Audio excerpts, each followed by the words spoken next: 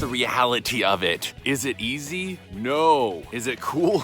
Yeah, but there's some things you gotta know. I'm gonna cover that in this video so that you're not blindsided when, not saying if, when you buy one of these OneWheel Plus. So I've just ridden it for a few miles for the first time. I've done it in the driveway before that, but this is my first kind of out and about riding this thing right here. Hey, it's Michael Mansell. What you just saw there is one of my main first runs that I took on the OneWheel Plus. This is something I picked up actually locally here in Tucson from Summit Hut. They carry them and it's a great choice. I did put a link in the description of this video that you can go buy them online. Great price located there for you. So definitely take a look at the link in this video if you want to pick up one of these things. But the reason I wanted to shoot this video is because there's very little videos on YouTube from the perspective of where I'm coming from. I am turning 40 years old this year, fairly athletic my whole life, haven't stayed in the best shape the whole time, but certainly try to stay in shape for the most part.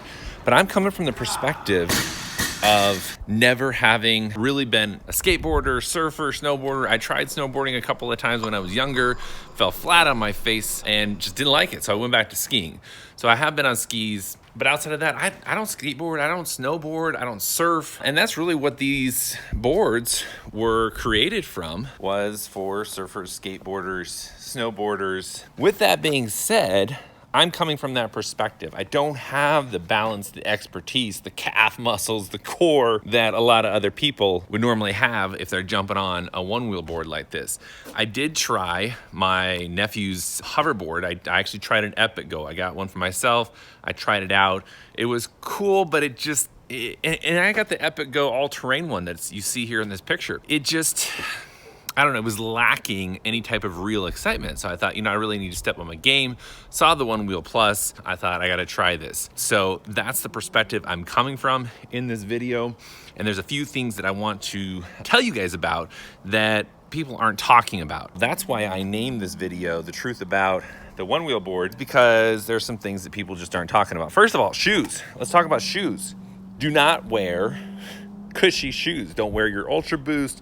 Don't wear your Nike Vapor Max. Don't do it. Wear skater shoes. Now, this is the closest thing I got to skater shoes. I'm going to pick up another pair of some probably Vans at Zumiez just to have flat bottom shoes. I did have this pair of Converse sitting on my shoe rack inside, so I went ahead and put these on, and these are a lot better, but they're still feeling a little bit loose. That's something that I wanted to kind of give you guys a warning about. Do not wear shoes that are loose on your feet. Just don't do it. If they're cushy, if they're soft, don't do it, because what happens is you're gonna have this sensation of you think you're moving the board in a certain way, but you're really just moving your feet inside your shoes. Another weird sensation that I felt was the feeling that my feet were slipping off the board, and it's freaky. It's absolutely freaky. Because you're going, you know, whatever, 11, 12, 13 miles an hour, and say, for instance, your back foot feels like it's slipping off the board, but in reality, it's not. It's your foot slipping inside your shoe. You need to have flat bottom shoes that are solid, and you need to have your shoes tied on fairly tight so that your foot isn't slipping inside. In fact, I've got some runner's socks that have grippy stuff on the bottom. I'm gonna try those next time just to make sure that I don't feel like my foot is slipping inside my shoe, because that sensation is absolutely freaky. I kept looking down at my feet. It felt like my feet were just about to slip off the board. That is one big thing that I wanted to point out. Another thing that I wanted to point out, and that is when you first start going, you wanna just really kind of commit and go with it. There's plenty of videos online about how to get on these things and go. Don't get on without it being on. If it's not on, you're not gonna go anywhere. So let's put the on button here. Now, you also saw my video earlier that I was wearing a helmet. I was also wearing wrist guards. I'm not stupid. I don't want to get hurt. I'm not out here to break my wrists. So if you're just starting out, I do highly recommend that you man up and wear a helmet and some wrist guards, maybe even some knee pads, shoulder pads, shin guards, whatever you want to do to protect yourself. Just don't be stupid, just protect yourself. So when you first get on, just commit and go for it is one of the main advices that I have, because when you're moving, it's actually easier to control the board. Our driveway here is actually kind of a longer driveway, and the slower you go, the harder it is really to kind of control your balance, just kind of like it is on a motorcycle. If you're moving, you're gonna have an easier time on the board. So that's one thing. When you get on, just get on and just start moving a little bit. You'll find it a lot easier. The other thing is trust the board. You hear this a lot with hoverboards, just trust the board.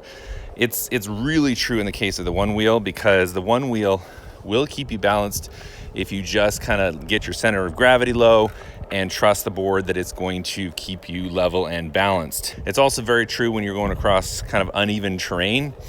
The more you can just push through it and trust the board, the better off you're going to be.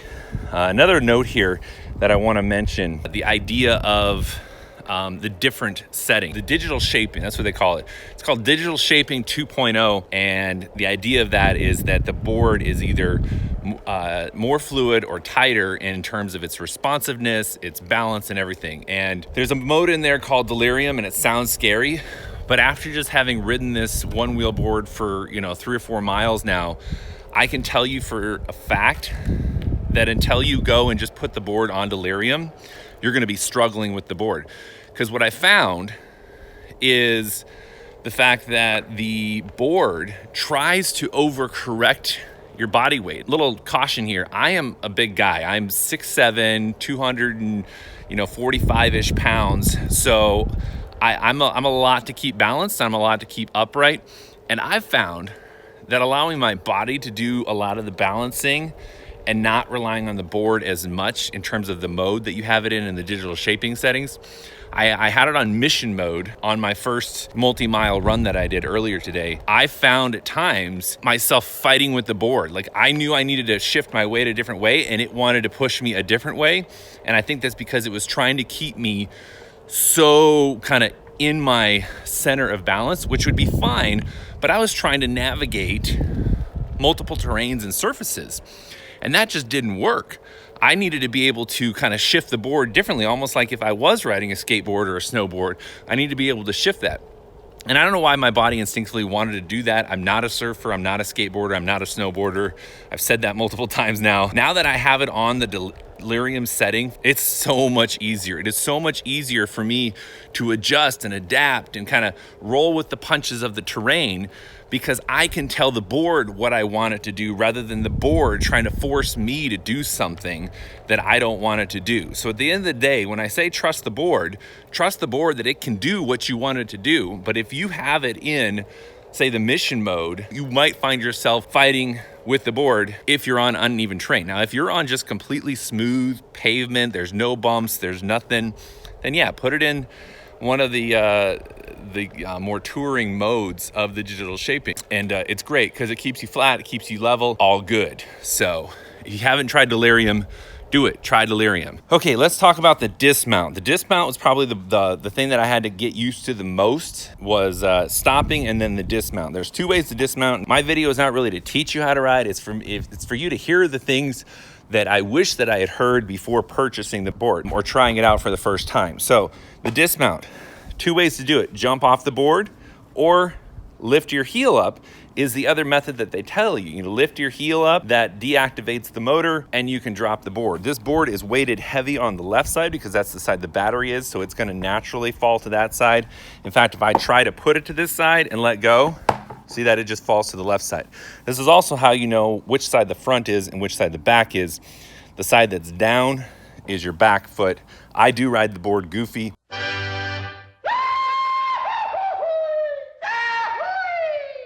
I tried doing it normal, but I don't work the other way. My body functions way better riding it goofy style. If you go into your iOS settings, in the OneWheel side of the iOS settings, you'll find the OneWheel app in there. Go in the settings and there's a little toggle switch for if you ride it goofy. Again, don't really know what that does for it, but there is a setting in there just so you guys know. If I lift my heel, deactivates the motor, it'll automatically drop down on the left and I can very coolly and calmly step off of it. That sounds really great in theory, but it's actually harder to do than you think. And this is the reason why. When I went the first several times to try to lift my heel up, naturally my body weight started falling forward.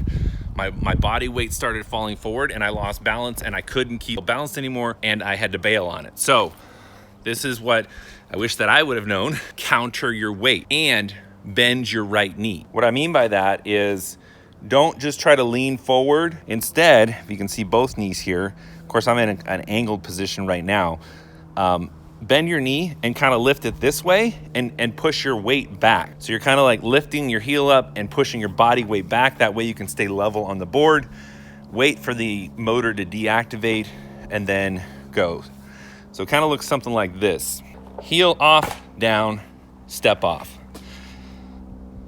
Let me do that one more time so you guys can see that. So you're going, you come to a stop, heel up, down, step off.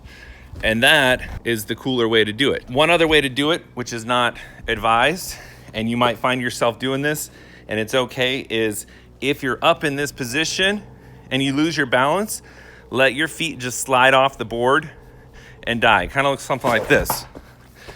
And obviously, you do not get any style points for doing it that way, but it works, and you end up not falling on your face when you do it that way. So don't be afraid to just let your feet slide off, get on solid ground. Don't worry about the board. The board is going to get beat up. It's inevitable. It's going to get beat up. I've had this board now for just a couple of days. You can see here already, it's getting chewed up on the bottom. Of course, I'm riding on hand-seated aggregate concrete here, but just don't worry about your board. Your board's solid. It's going to handle it. It's going to get beat up.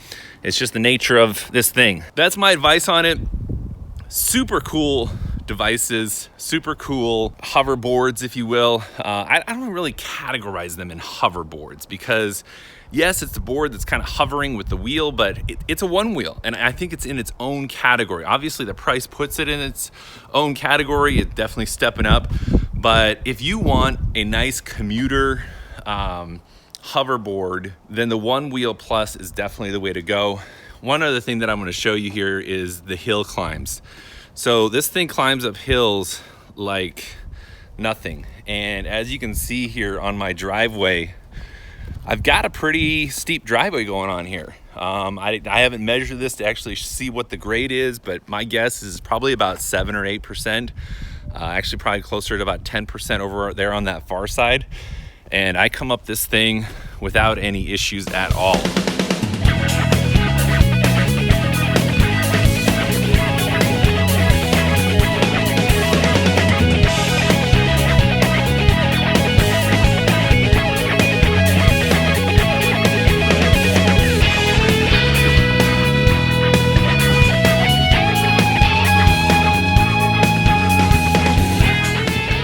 The other thing that I wish that I kind of would have been warned about, and maybe it's just because I'm not a skateboarder, so I'm not used to this, but man, do the calves burn. When I'm on this and you're balancing, there's a couple of things that are going on. Your core muscles are working harder, your calves are working harder, your feet are working harder, and my legs were just jello after a couple of miles. And what I can tell you is that take some breaks.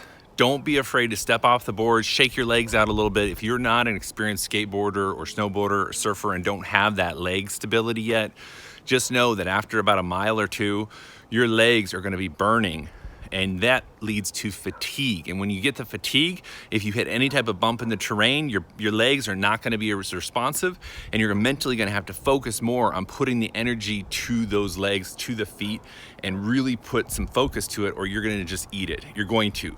And that's the reason I put in this description that you will eat it on this board. You will go down on this board.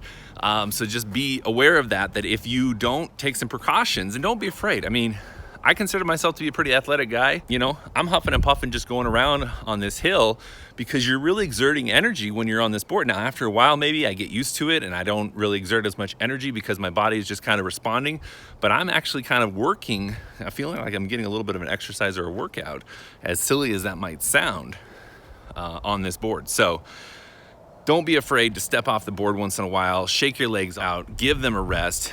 But this board is a lot of fun. I highly recommend picking one up.